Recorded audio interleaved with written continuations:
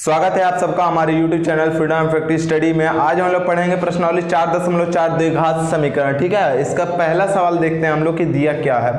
दिया हुआ हमारा निम्नलिखित द्विघात समीकरणों के मूल की प्रकृति ज्ञात कीजिए, यदि मूलों का अस्तित्व हो तो उन्हें भी ज्ञात कीजिए। तो पहली बात कि मूल का अस्तित्व कैसे चेक करते हैं, इसके लिए हम बताना चाहेंगे आप लोगों को कि अगर कोई भी समीकरण दिया हो, जैसे ये समीकरण दिया हुआ है, उसी प्रकार से कोई भी समीकरण दिया हो तो सबसे पहले हम लोग ऐसे चेक करते हैं ax², ये आपको समझाने के लिए बता रहा हूं, ax² प्लस यहाँ पे जगह bx प्लस यहाँ पे जगह c इक्वल टू 0 से तुलना करेंगे। ठीक ना, तुलना करने के बाद एक सूत्र लगाते हैं, d इक्वल टू होता है हमारा b का स्क्वायर और माइनस यहाँ पे जगह 4a और c।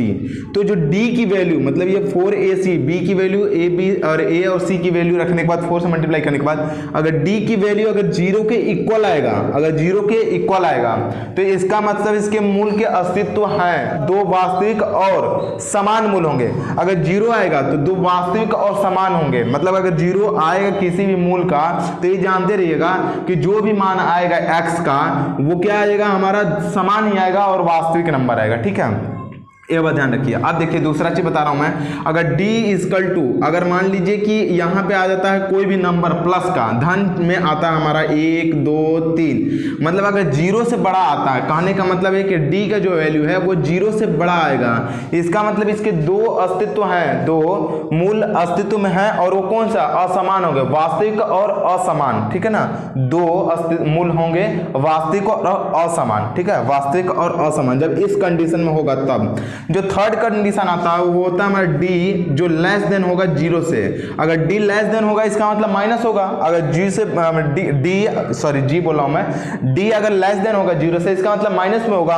और जब भी मूल माइनस में आएगा इसका मतलब उसका अस्तित्व नहीं है, मतलब मूल नहीं हो सकते हैं। ठीक है ना। अब देखिए इस सवाल को इतना पढ़ने के बाद हम सवाल जब लगाएंगे तो समझ में आएगा कि कैसे क्या हुआ है। तो हम लोग पहले इसको देखेंगे कि कैसे हुआ है। ठीक है, तो सबसे पहला हम लोग करते हैं, जो पहला हमने लिखा है उसको करते हैं, उसके बाद बताते हैं। जैसे ये सवाल आपका दिया हुआ है, ठीक है, तो सबसे पहले इसको चेक करेंगे, ax² प्लस यहाँ पर हो जाएगा bx और प्लस यहाँ पर हो जाएगा c इक्वल टू 0 से तुलना करने पर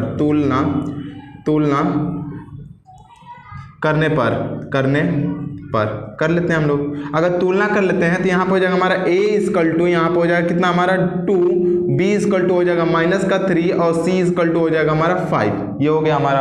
अब हम लोग d इक्वल टू यहाँ पे हो जाएगा b का स्क्वायर माइनस यहाँ पे हो जाएगा 4a और c, और यहाँ पे b का मान कितना दिया हुआ -3, तो -3 का स्क्वायर हो जाएगा और यहाँ पे हो जाएगा हमारा माइनस, यहाँ पे हो जाएगा 4a की जो वैल्यू है हमारा 2 दिया हुआ था 2 और c की वैल्यू 5 दिया हुआ था 5 रख लेंगे और गुणा कर लेंगे तो d इक्वल टू, देखिए d इक्वल है यहाँ पे हो जाएगा 3 3 जा 9, मतलब 3 3 के 9, वो भी प्लस में क्योंकि माइनस माइनस गुणा होगा प्लस, और यहाँ पे माइनस, यहाँ 5 जो कि 20, अब 20 दूना के 40, यहाँ पे हो जाएगा 40, यहाँ पे हो जाएगा 40। अब 40 में से अगर 9 को माइनस करेंगे तो d इक्वल टू क्या हो जाएगा, माइनस का 31। अब ये माइनस का जब 31 आ जा रहा है इसका मतलब d का मान जो है वो 0 से छोटा है, तो इसका मतलब कि ये अस्तित्व में नहीं है, इसके मूल नहीं है। इसका आंसर होगा इसका मूल नहीं है। इसके लिखेंगे इसका कोई मूल नहीं है, इसके के कोई मूल नहीं है, कोई मूल नहीं है, मूल नहीं है, कोई मूल नहीं है। ठीक है, इस तरीके से आप लिखेंगे। आप सेकंड क्वेश्चन देखेंगे तो समझ में आ जाएगा कि कैसे मूल होते हैं और कैसे नहीं। ठीक है, तो चलते हैं हम लोग सेकंड क्वेश्चन पे और देखते हैं कि सेकंड क्वेश्चन है कैसे।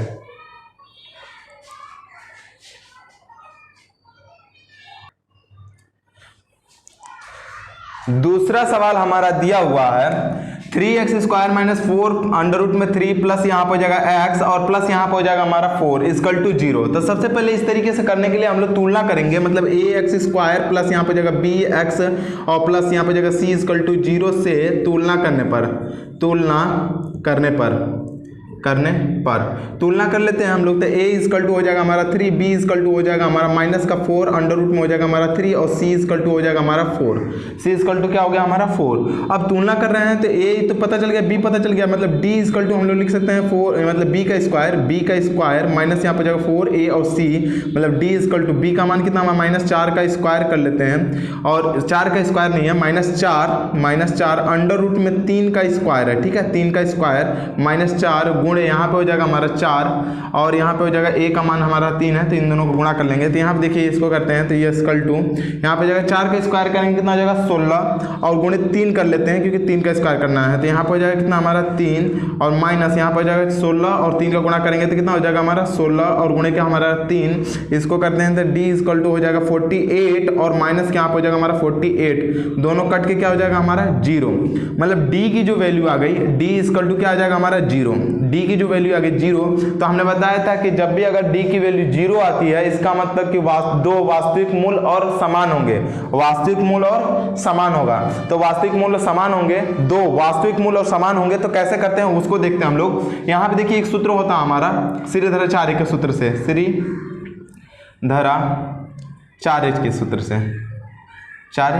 के सूत्र से,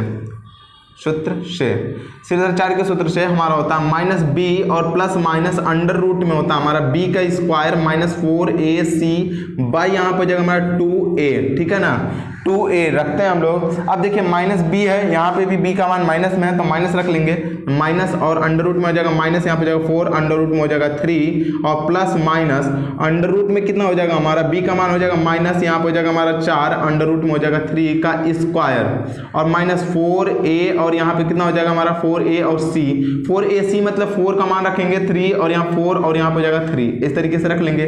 बाई यहाँ पे हो जाएगा हमारा 2a, 2 का मतलब ये हो जाएगा a का मतलब कितना दिया हमारा 4, a बराबर हमारा कितना दिया 3, सॉरी a बराबर 3 तो 3 से मल्टीप्लाई कर लेंगे, ठीक है। अब इसको सॉल्व करते हैं हम लोग, तो यहाँ पे देखिए सॉल्व करेंगे तो क्या आ जाएगा हमारा, इसमें इसका मल्टीप्लाई हो जाएगा, क्या हो जाएगा हमारा प्लस, मतलब यहाँ पे हो जाएगा 4 अंडर रूट में हो जाएगा 3 प्लस माइनस और ये पूरा कट के 0 हो जाएगा क्योंकि माइनस b का स्क्वायर माइनस 4ac यहाँ पे 0 आया है तो यहाँ पे भी 0 होगा, मतलब ये कट गया, खत्म हो गया। और बाई कितना हो जाएगा हमारा 6 हो जाएगा, या फिर 2/3 भी कर सकते हैं, 2 और गुणे 3 कर सकते हैं, 2 गुणे यहाँ पे जाएगा 3, 2 से इसको कटा लेंगे तो 2 हो जाएगा, मतलब लिख सकते हैं हमारा 2 अंडर रूट में हो जाएगा 3/में हो जाएगा 3। लेकिन अगर इसको फिर से कटाना चाहेंगे तो ये कट जाएगा इससे, लेकिन यहाँ पे अंडर रूट में 3 बचेगा, मतलब लिख सकते हैं हम लोग कि 2/√3। क्यों 2/√3 होगा ये पता चला आप लोगों को, देख लीजिए फिर से एक बार। अगर ये 3 है तो अगर 3 इंटू अगर 3 करते हैं अंडर रूट में 3 इंटू अंडर रूट में 3 करेंगे तो क्या आ जाएगा हमारा 3, तो जो 3 था उसमें अंडर रूट में 3 से एक अंडर रूट 3 कटेगा तो एक अंडर रूट में 3 बचेगा, इसलिए यहाँ पे अंडर रूट में 3 हुआ, ठीक है। तो ये एक तरीका था, ये हो गया एक मान। दूसरा, एक बार प्लस में लिखा है, एक बार हम लोग माइनस में लिख लेंगे तो वही चीज को अगर सेम रखेंगे तो फिर से वही चीज आ जाएगा। मतलब यहाँ पे कर सकते हैं कि बराबर कितना हो जाएगा हमारा, यहाँ पे जाएगा 2 और बट्टे में अंडर रूट में हो जाएगा हमारा 3, मतलब x का मान एक बार 2 बट्टे में अंडर रूट में 3 आ गया, 1 बट्टे में 2 अंडर रूट में 3 आ गया, ठीक है। ये तो हमारा ऐसे हो गया। लेकिन अगर आप लोगों को अगर गुणनखंड से करना होगा तो इसी सवाल को देखिए गुणनखंड से बता दे रहा हूं, उसके बाद समझ लीजिएगा कैसे करेंगे। अगर मान लीजिए कि ये आपका समीकरण 0 आ गया, आप देखना चाह रहे हैं कि 2 हमारे मूल आ गए, 2 बट्टे करने में 3, 2 बट्टे करने में 3। अगर आपको लग रहा है कि नहीं ये कैसे हो गया तो फिर मैं बता रहा हूं आप लोगों को कैसे करेंगे। यहाँ पे देख लीजिए, इसको मिटा दे रहा हूं। देखिए हमारा बना हुआ समीकरण जो है ये हमारा है समीकरण, ठीक है। अब देखिए इसको सॉल्व करते हैं तो यहाँ पे देखिए 3 है, यहाँ पे जगह 3 और 3 का हमने बताया था कि फर्स्ट का लास्ट में गुणा करना है, तो 3 चौके 12 हो जाएगा। जब 12 हो जाएगा तो मतलब बीच में 12 लाना है, तो ऐसे कर सकते हैं 3 और यहाँ पे जाएगा एक्स स्क्वायर माइनस यहाँ पे 2 अंडर रूट में हो जाएगा 3x माइनस यहाँ पे हो जाएगा हमारा 2 अंडर रूट में हो जाएगा 3x और प्लस यहाँ पे हो जाएगा हमारा 4 इक्वल टू 0। देखिए कैसे, अगर 2 में 2 का गुणा करेंगे 4 और 3 में 3 का गुणा करेंगे 3 हो जाएगा, क्योंकि हमने बताया अभी अंडर रूट में 3 इंटू अंडर रूट में 3 करने पर क्या होता है हमारा 3, मतलब ये अंडर रूट में 3 अंडर रूट 3 दोनों को गुणा करेंगे कितना हो जाएगा 3, और ये 2 का 2 में गुणा करेंगे तो 4 और 4 में 3 को गुणा करेंगे तो 12, और इन दोनों को गुणा करने के बाद 12 आ रहा है, इसका मतलब ये समीकरण सही है। अब देखिए अब सॉल्व करेंगे कैसे। अब इसमें से अंडर रूट में से 3 कॉमन ले लेंगे, अंडर रूट में 3x कॉमन ले लेंगे तो यहाँ बचेगा अंडर रूट में 3 और x बचेगा, और माइनस यहाँ से अंडर रूट 3 बाहर हो गया तो यहाँ बच गया 2, और इसमें से अगर हम लीजिए 2 कॉमन ले लेते हैं तो फिर से बचेगा अंडर रूट में 3x और यहाँ पे बचेगा क्या हमारा माइनस के यहाँ पे जाएगा 2 और इक्वल यहाँ पे 0। अब देखिए अंडर रूट में हमारा 3x हो जाएगा और ये माइनस यहाँ पे जाएगा 2 एक ब्रैकेट में, और दूसरे में हो जाएगा अंडर रूट में 3x और माइनस यहाँ पे जाएगा 2 और इक्वल टू 0। अब तुलना कर लेते हैं, इसके साथ तुलना करेंगे तो यहाँ पे जाएगा अंडर रूट में 3x और इक्वल यहाँ पे जाएगा हमारा 2 और इसको x इक्वल टू क्या हो जाएगा हमारा 2 बाई अंडर रूट में हो जाएगा 3। ये तो एक तुलना करके लाए, दूसरा भी तुलना करेंगे तो कितना हो जाएगा हमारा फिर से वही करेंगे, यहाँ पे जगह अंडर रूट में 3x और यहाँ पे जगह -2 = 0 इसके साथ। तो इसको अगर मान लीजिए इसको ही सेट कर लेते हैं, बराबर कर लेते हैं, ठीक है। तो यहाँ पे जगह x = यहाँ पे जगह 2 बाई अंडर रूट में हो जाएगा हमारा 3 और इस प्रकार से ये दूसरा हमारा मान आ गया, ठीक है। तो आप इस तरीके से करिएगा, ये रूल लगाना है इस बुक में और इस चैप्टर के लिए यही सूत्र लगाना है सीधेचारे का, इसलिए हम ऐसे कर लिए हैं। इस तरीके से मत करिएगा, ठीक है, लेकिन हम आपको समझाने के लिए सिर्फ बताएं ये चीज, ठीक है। तो आप जब भी ध्यान रखिएगा, 0 आया था, d का मान 0 आया था ना, d = 0 आया था, तो हमने बताया d का मान क्या होते हैं, मूल क्या होता है हमारा, मूल वास्तविक होगा और समान होगा, वास्तविक होगा और समान होगा। देखिए वास्तविक भी है और समान, ठीक है, समान है दोनों का। तो इसलिए हमारा यह तरीका था। और जब 0 नहीं आएगा, जब माइनस में आएगा तो उसके कोई मूल नहीं होगा, आप सॉल्व करके देखेंगे मूल नहीं निकल पाएगा। तो हम लोग इसको अब देखिए मिटाते हैं। अब तीसरे सवाल पे चलते हैं, तीसरा सवाल है क्या उसको देखते हैं, ठीक है। 2x² - 6x और +3 = 0। इसको फिर से तुलना करेंगे, ax² प्लस यहाँ पर जगह bx और प्लस यहाँ पर जगह c = 0 से तुलना तुलना कर लेते हैं हम लोग। तो यहाँ पे जगह a = हो जाएगा 2, b = हो जाएगा -6 और c = हो जाएगा हमारा 3। और तुलना करने के बाद अगर d का वैल्यू निकालते हैं, d = b² - 4a और c होता है, मतलब d = हो जाएगा, b का मान रखेंगे तो -6 का यहाँ पे जगह स्क्वायर माइनस यहाँ पे जगह 4 × a का मान 2 और c का मान 3। अब गुणा कर लेते हैं, तो d = हो जाएगा हमारा 36 और माइनस इसमें कर लेंगे 2 दूनी के 4 और 4 3 12 निकाल लेते हैं, मतलब d = क्या हो जाएगा हमारा 20 का 4। देखिए ये प्लस में आया है, d का मान प्लस का 4। एक बार हम लोग का माइनस में आया था, एक बार इक्वल आ गया था, 0 के बराबर आया था, और एक बार ये 0 मतलब कि 0 से बड़ा है। तो 0 से जब भी बड़ा रहेगा तो वास्तविक होगा और असमान होंगे, दो असमान मूल पाए जाएंगे इसमें। तो अब इसको हम लोग सॉल्व करेंगे सीधेचार्य के सूत्र से। तो लिख सकते हैं हम लोग सीधेचार्य के सूत्र से,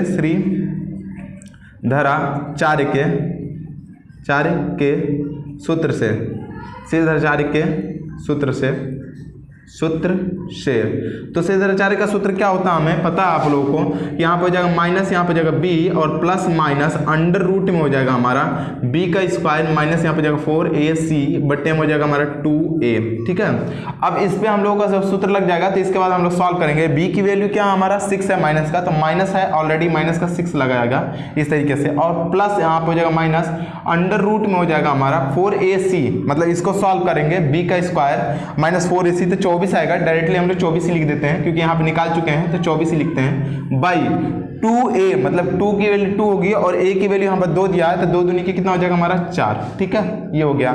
अब इसको हम लोग सॉल्व करते हैं तो क्या हो जाएगा हमारा, इसका गुणा करेंगे तो यहाँ पर माइनस माइनस गुणा होगा +6 और यहाँ पर प्लस माइनस अंडर रूट में हो जाएगा हमारा 24 और बाई का हमारा हो जाएगा हमारा कितना हमारा 4, ठीक है।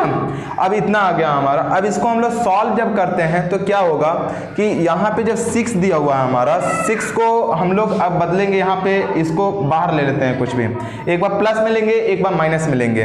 तो पहले धन चिन्ह लेंगे, धन चिन्ह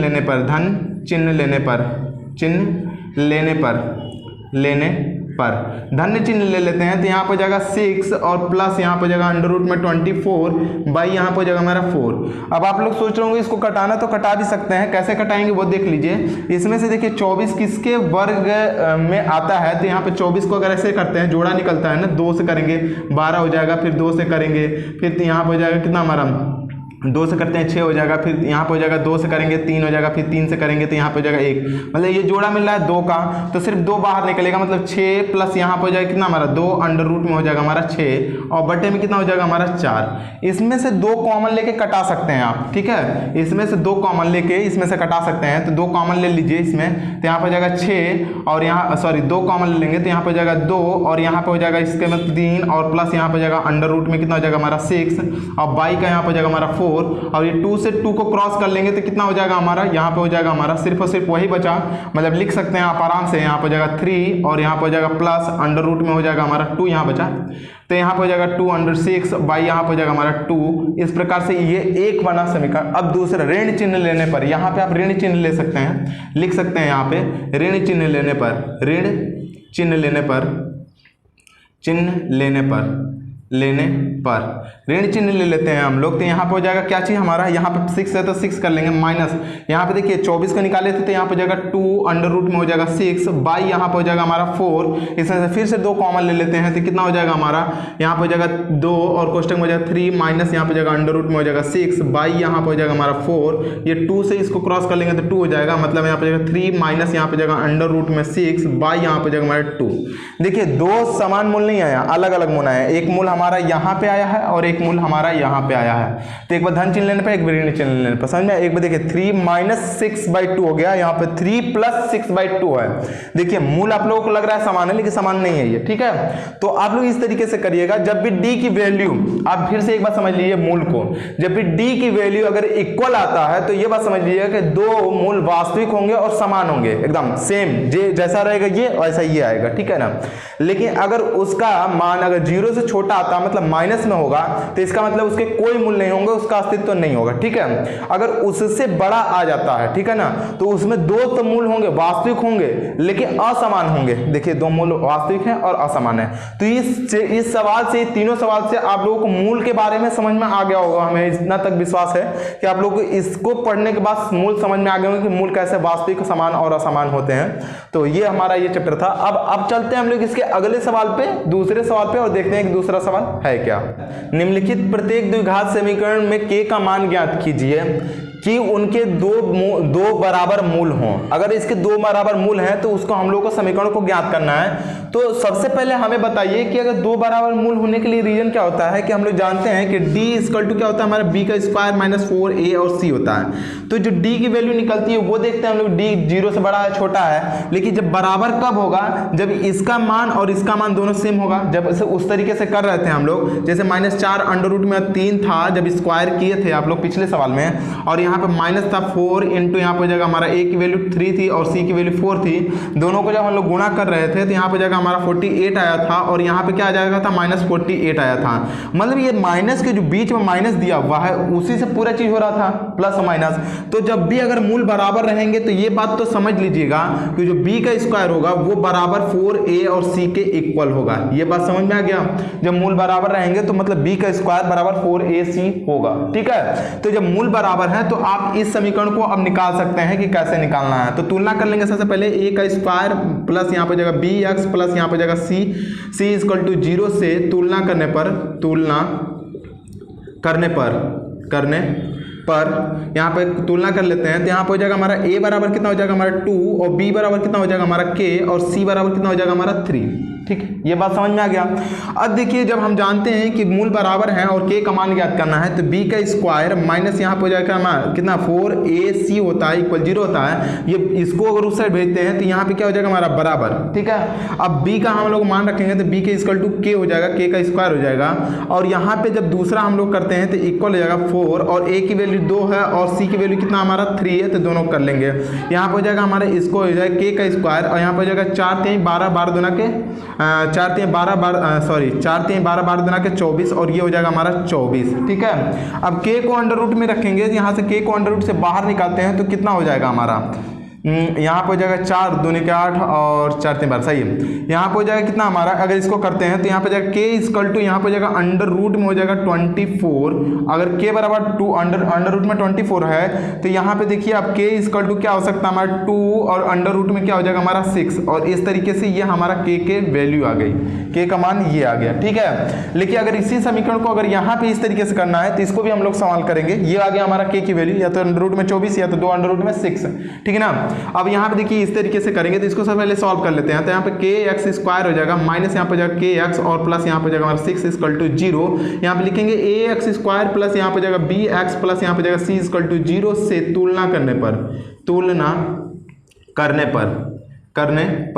तुलना कर लेते हैं हम लोग। तो a बराबर क्या हो जाएगा हमारा, a बराबर हो जाएगा हमारा k और b बराबर हो जाएगा हमारा k और c बराबर कितना हो जाएगा हमारा, यहाँ पे हो जाएगा c इक्वल टू हमारा हो जाएगा हमारा 6, c इक्वल टू क्या हो जाएगा हमारा 6। पहले तो हम एक बार और तुलना कर लेते हैं, kx का गुणा करेंगे kx स्क्वायर हो जाएगा, kx में 2 का गुणा करेंगे, यहाँ पे 2 होगा, सॉरी गुणा करने में गड़बड़ी हो गया था, 2 होगा। अब जब हम तुलना करेंगे b का तो यहाँ पे जाएगा 2k, ठीक है, इस तरीके से होगा, ये गड़बड़ था। अब देखिए अब तुलना कर लेते हैं। तो यहाँ पर हम जानते हैं कि जब समान होगा, मूल समान होंगे, बराबर होगा, तो इसका मतलब b का स्क्वायर बराबर कितना हो जाएगा 4a और c होता है, b बराबर -2k का स्क्वायर और बराबर 4a की वैल्यू k और यहाँ पर हो जाएगा c की वैल्यू यहाँ पर 6, तो 6 कर लेंगे। अब देखिए इसका स्क्वायर कर लेंगे तो यहाँ पर हो जाएगा 4k का स्क्वायर बराबर यहाँ पर हो जाएगा 4 गुणे यहाँ पर हो जाएगा हमारा k और गुणे यहाँ पे कितना हो जाएगा हमारा 6। देखिए इधर में अगर 4 है तो 4 से 4 को कटा देंगे, इधर k डबल है ना, 2 बार गुणा करेंगे ना, एक k को एक से कट कर लेते हैं तो k बराबर कितना बच गया 6 और यही इसका क्या हो जाएगा आंसर। कि क्या एक ऐसी आम की बगिया बनाना संभव है जिसकी लंबाई चौड़ाई से दोगुनी हो और उसका क्षेत्रफल 800 मीटर हो, यदि है तो उसकी लंबाई और चौड़ाई ज्ञात करनी है। तो सबसे पहले मान लेंगे कि माना ठीक है ना, चौड़ाई बराबर चौड़ाई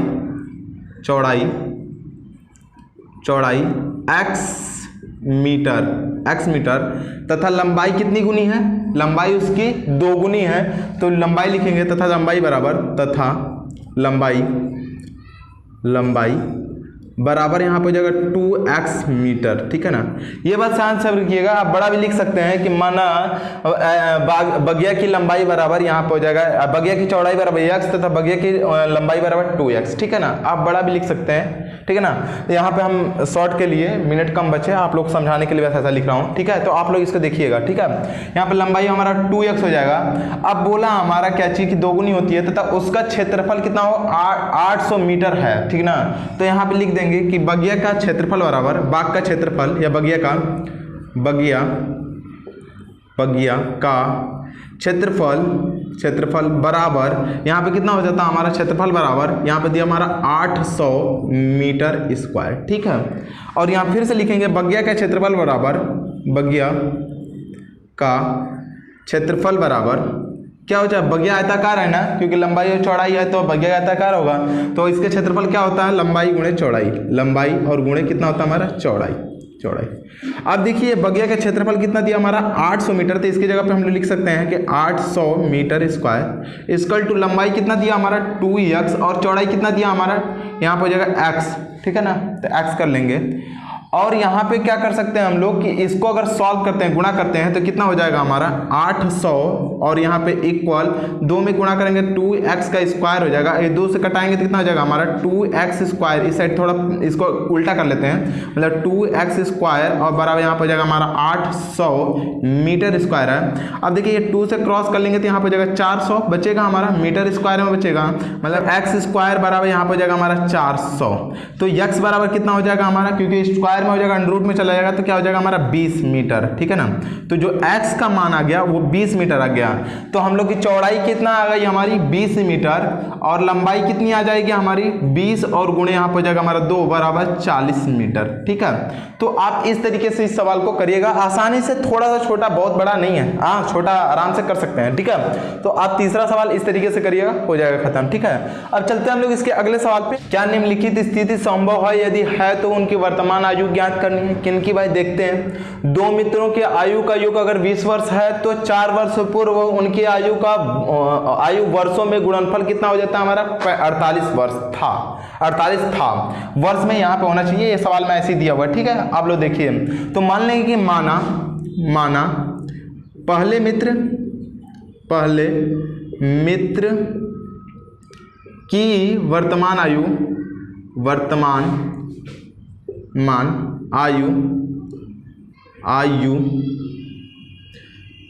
कितना हो जाएगा हमारा x वर्ष। ठीक है ना, दूसरे मित्र की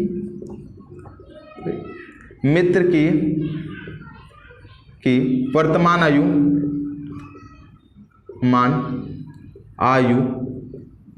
कितना हो जाएगा हमारा, क्योंकि दोनों का योग अगर 20 है तो 20 में से x को घटा देंगे तो दूसरे वाले का पता चल जाएगा, मतलब यहाँ पे हो जाएगा 20 माइनस यहाँ पे हो जाएगा हमारा x।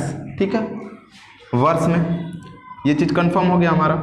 अब देखिए बोल रहा है कि 4 वर्ष पूर्व यहाँ पे लिखेंगे 4 वर्ष पूर्व कितना हो जाता है, दोनों के आयु का गुणनफल, दोनों के 4 वर्ष पूर्व। अब 4 वर्ष पूर्व पहले निकाल लेते हैं, उसके बाद 4 वर्ष पूर्व यहाँ पे हो जाएगा हमारा x और माइनस यहाँ पे हो जाएगा हमारा 4 और दूसरे का हो जाएगा पहले का।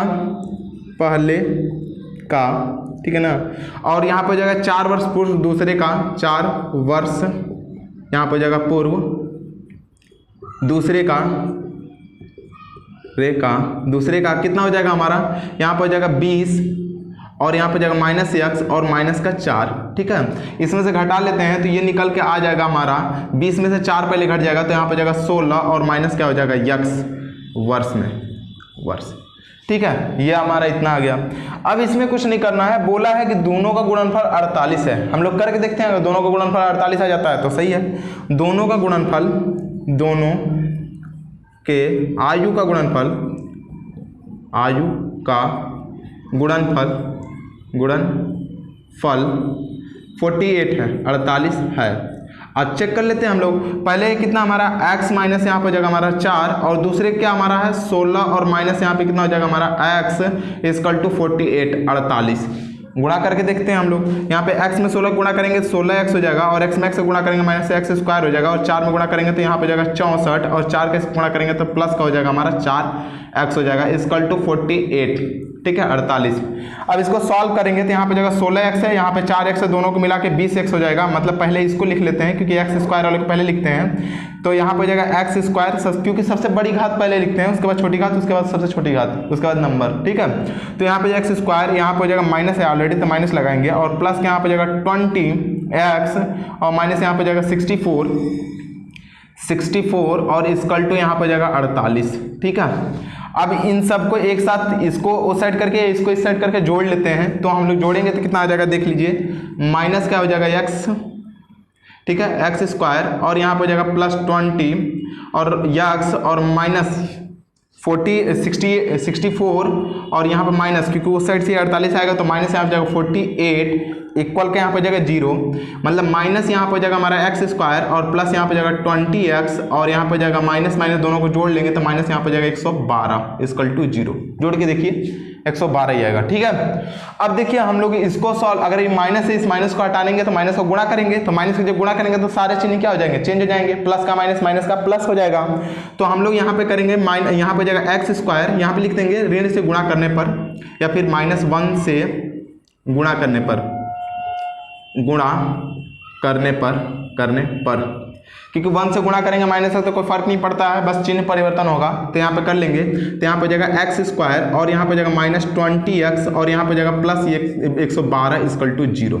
अब देखिए इसका सवाल को बताना है संभव है कि नहीं, तो सबसे पहले इतना सॉल्व करने से बेहतर है कि हम लोग एक काम करते हैं कि अगर d इक्वल टू, हमने बताया था कि यहाँ पर जाएगा हमारे कितना d इक्वल टू b का स्क्वायर माइनस यहाँ पर जाएगा 4a और c से तुलना कर लेते हैं। अगर d की वैल्यू आ जाएगी तो समझ जाएंगे संभव है, अगर d की वैल्यू माइनस में आएगी तो संभव नहीं है। तो पहले b को देखते हैं, तो b का मान हमारा कितना दिया, हमारा b का मान अगर माइनस का 20 दिया हुआ है तो माइनस का 20 रखेंगे और यहाँ पे स्क्वायर कर लेंगे, -4 और a का मान कितना दिया हमारा 1 और c का मान कितना है 112, तो 112 कर लेते हैं, ठीक है। अब गुणा करेंगे तो 20 में 20 को गुणा करेंगे कितना हो जाएगा हमारा 400 और माइनस, अभी देखिए इसको करते हैं तो यहाँ पर जाएगा 120 में अगर 112 में अगर 4 गुणा करेंगे तो 448, यहाँ पे कितना हो जाएगा हमारा 448, तो 400 में 448 घटेगा तो माइनस में आएगा मान, यहाँ पे कितना हो जाएगा हमारा 48 और जब माइनस में 48 मान आ रहा है तो इसका कोई भी मान संभव नहीं है, इसका कोई भी मूल्य निकल नहीं पाएगा।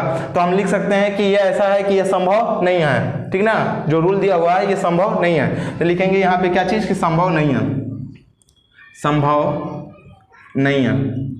नहीं है।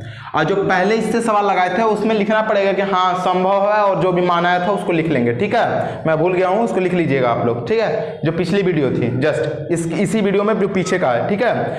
अब देखते हैं हम लोग इसके लास्ट सवाल में, और इस चैप्टर का भी लास्ट सवाल है वो, तो उसको देख लेते हैं। उसके बाद इसी के साथ मैं आप लोगों को ये भी बताना चाहूँगा कि जो हमारे चैनल पर नए हैं वो हमारे चैनल को प्लीज़ लाइक करें, शेयर करें और सब्सक्राइब तो जरूर कर लें भाई। और मैं इसी तरीके से धीरे धीरे करके आप लोगों का कोर्स बहुत जल्द ही खत्म करा दूंगा। तो अगर आप लोगों को हमारी वीडियो अच्छी लगती हो तो प्लीज लाइक करें, ठीक है। चलते हैं हम लोग लास्ट सवाल को देखते हैं और इस चीज के साथ उस चैप्टर को खत्म करते हैं। क्या परिमाप 80 मीटर तथा क्षेत्रफल 400 मीटर स्क्वायर के एक पार्क को बनवाना संभव है? यदि है तो उसकी लंबाई और चौड़ाई ज्ञात करना है, ठीक है। तो सबसे पहले हम लोग मान लेंगे कि माना ठीक है ना, पार्क की लंबाई x मीटर, ठीक है, तथा पार्क की चौड़ाई वाई मीटर है, वाई मीटर है। पार्क की लंबाई x मीटर और पार्क की चौड़ाई क्या हो जाएगी हमारी y मीटर, ठीक है। तो पार्क का परिमाप बराबर क्या होता है हमारा 2, और यहाँ पे दिया हमारा 80 मीटर। पार्क का परिमाप 80 मीटर जो कि है दिया हुआ है, 80 मीटर दिया हुआ है। तो नेक्स्ट भी लिखेंगे कि पार्क का परिमाप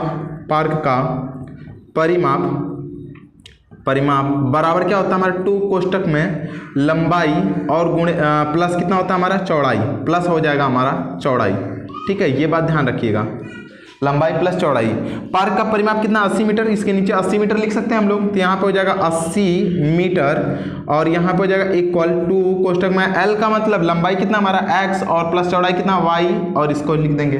ये दो गुणा इधर आके भाग हो जाएगा, मतलब x और प्लस y इक्वल टू कितना हो जाएगा हमारा 40, और ये हो जाएगा हमारा समीकरण नंबर 1। इसको नहीं बनाएंगे, एक चीज़ और कर लेते हैं हम लोग, x की वैल्यू लिखते हैं। x इक्वल टू कितना हो जाएगा यहाँ पर हो जाएगा 40 और माइनस क्या हो जाएगा y, और इस तरीके से इसको बना लेंगे समीकरण नंबर 1, ठीक है। ये इतना समझ में आ गया। अब देखिए हम लोग कर लेंगे क्या चीज कि पार्क का क्षेत्रफल बराबर, यहाँ पे लिखेंगे पार्क का क्षेत्रफल, यहाँ पे लिख सकते हैं हम लोग पार्क, नीचे ही लिखते हैं, थोड़ा जगह है नीचे में। यहाँ पे हो जाएगा पार्क का क्षेत्रफल बराबर, यहाँ पे कितना दिया हमारा पार्क का क्षेत्रफल 400 meter square, 400 meter square. Park का क्षेत्रफल के लिए क्या लिख सकते हैं आप लोग, पार्क का क्षेत्रफल बराबर यहाँ पे होता है आई और गुणे हो जाएगा हमारा चौड़ाई, ठीक है। इस तरीके से देखिए पार्क का क्षेत्रफल बराबर लंबाई गुणे चौड़ाई। अब देखिए इतना जब आ गया तो पार्क का क्षेत्रफल हमें पता है 400 मीटर, तो इसके सामने जस्ट यहाँ पे लिख सकते हैं हम लोग 400 मीटर और इक्वल लंबाई हमारा x है और चौड़ाई हमारा y है, तो y लिख लेंगे हम लोग। अब इसका मान वहाँ पे रख लेते हैं, फिर बताते हैं हम लोग। यहाँ पे देखिए 400 यहाँ पे रख सकते हैं हम लोग, इस साइड भी कर सकते हैं x और इंटू वाई इक्वल टू यहाँ पे जगह हमारा 400। समीकरण नंबर 2 बनाने के बाद हम लोग क्या करेंगे कि लिख सकते हैं यहाँ पे कि समीकरण 1 का मान समीकरण नंबर 2 में रखने पर, समीकरण यहाँ पे हो जाएगा हमारा 1 का मान समीकरण 2 में रखने पर रख लेते हैं हम लोग मान। तो यहाँ पे हो जाएगा हमारा x जो एक समीकरण 1 का मान 2 में रखते हैं, तो यहाँ पे 1 का मान कितना हमारा x की वैल्यू कितना 40 माइनस कितना हमारा y, तो x की जगह पे रख देंगे हम 40 माइनस यहाँ पे जो y, और यहाँ पे गुणा y है तो y कर लेंगे, और इक्वल यहाँ पे हो जाएगा 400, तो 400 कर लेते हैं। अब इसको सॉल्व करेंगे, इसका गुणा करेंगे तो 40x हो जाएगा माइनस यहाँ पे जो y का स्क्वायर इक्वल टू यहाँ पे हो जाएगा हमारा 400, ठीक है। अब देखिए y का स्क्वायर हो जाएगा माइनस प्लस यहाँ पे हो जाएगा हमारा 40x, ये माइनस रहेगा क्योंकि माइनस है, इक्वल टू यहाँ पे हो जाएगा 400। अब इसको सॉल्व करेंगे तो माइनस यहाँ पे y का स्क्वायर और प्लस यहाँ पे हो जाएगा 40x, और इस साइड आएगा तो ये 400x इक्वल टू 0। अब माइनस से गुणा फिर से करेंगे तो यहाँ पे हो जाएगा y का स्क्वायर और माइनस यहाँ पे हो जाएगा 40x और यहाँ पे प्लस यहाँ पे हो जाएगा 400 इक्वल टू 0। अब इसका हम लोग क्या करेंगे गुणनखंड कर लेते हैं, गुणनखंड करने के बाद जो आएगा मान वही हो जाएगा, तो y यहाँ पे हो जाएगा और यहाँ पे y का स्क्वायर माइनस यहाँ पे 20x और माइनस यहाँ पे जगह 20x और प्लस यहाँ पे जगह हमारा 400 इक्वल टू 0।